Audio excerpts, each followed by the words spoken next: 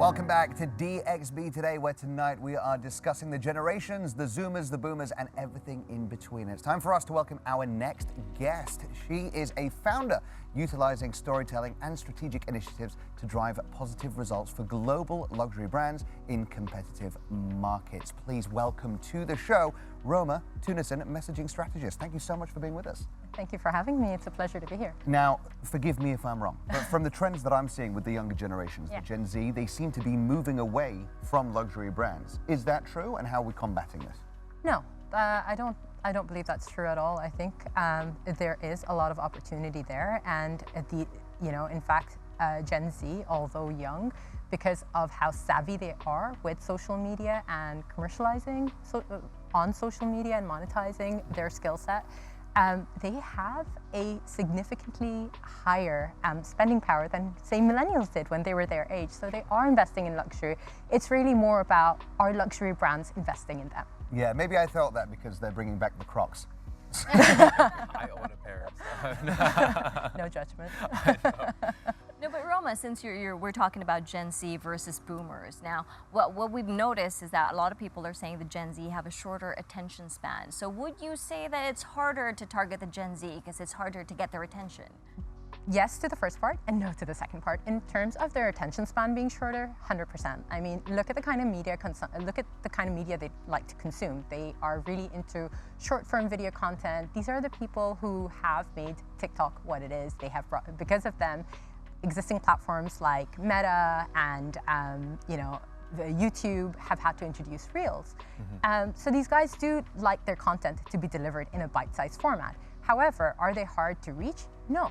You just need to go to where they are, and you need to understand what their values are. Their value system is different from the millennials and from the boomers. They value authenticity.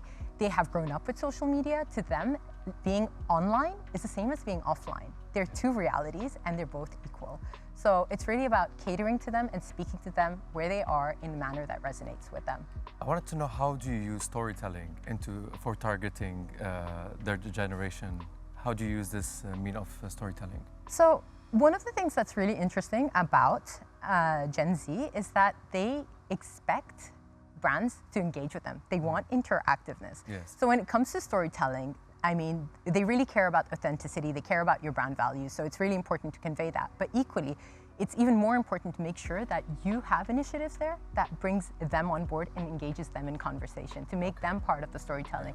And that's kind of where, and I'm sure Mike can give more details on this, user-generated content really works very well. Yes. Content created by other Gen Zers for the brand, and that's really what we see on TikTok.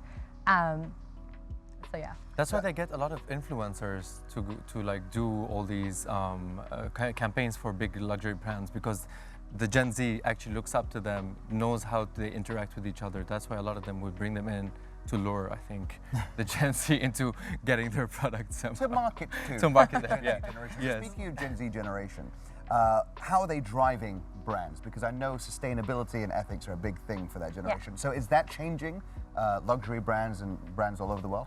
100%. I think it's really important to note that Gen Z are a very woke generation. They're very well informed. They're far ahead of their times in comparison to, say, millennials. I mean, I remember when I was their age, I had no idea what's going on anywhere. So companies that have introduced sustainability initiatives, have introduced social responsibility initiatives that were a little bit more touch and go. These were introduced for millennials. Now they really have to deep dive and make sure that it's solid and it's rock solid, that if they're saying they're doing something, they're really doing it. So Gen Z is kind of challenging brands as well. They're really turning them a little bit and really trying to get them to commit to what they're doing. So it's not a bad thing, actually. On the case of Zoomers versus Boomers, right, as an audience, what about like established brands versus new sort of influencer brands? Do you see how that approach is different, given that maybe they're trying to target the same audience, but one is doing better than the other? I think influencer brands have a very different audience set. Sure, of course you have Gen Zers, but then maybe they are missing out on not relating up to the boomers, you know, or even the millennials for that matter, or your Gen Xers. Whereas your established brands, they have their set base and now they're kind of coming down, and that's where exactly influencer marketing comes in. It doesn't just pass on the trust that people have with influencers to the brand, but in fact, on top of that, it allows for brands to say, hey, you know what, you know how to do this better than we do, so can you create the content for us to attract the Do you audiences? find it difficult? Because I'm on TikTok and I'm a little bit older, and I find that the things that the Gen Z find funny to be getting stranger and stranger every day, and it's getting further and further away from Like, I don't use TikTok. like the AI voices, the memes. Are there people dedicated to following these trends almost on a day-to-day basis to figure out how to reach these kids? I mean, Gen Zers. That's why you need to hire Gen Z. As a millennial, I'm a millennial myself, I can't relate either. And that's why I actually have Gen Zers working for me to be able to pick up on these trends, to be able to tell me what needs to be done and what is cool and isn't, because I'm not cool anymore. You know? Ouch, that is harsh, but you know what? Let's end it on that note, shall we? That we are not cool anymore. No, but seriously, Rohma, thank you so very much for your time and your insight today. Thank you. Thank you for having me. Now, today's spotlight is on a cafe and wellness studio fostering holistic movement in the city through healthy culinary delights, meditation, and yoga classes tailored to all levels of peace and rejuvenation for your well-being. This is Sophia Faisal from Pause.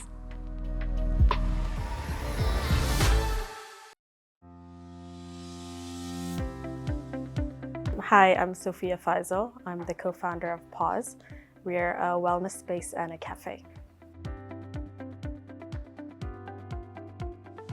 Pause actually started from a very personal story with me and my sister. Both of us went through mental health journeys, and we realized that in Dubai, there was no space where we could talk about how to find balance with our lifestyles and our mindset. So that's why we started Pause, is wellness for the region, a community for the region where you can explore what your balance is. I would say our matcha mornings are definitely something I love about Pause. It's every Sunday at 11 a.m. we pick a topic and a bunch of strangers come and talk about the topic.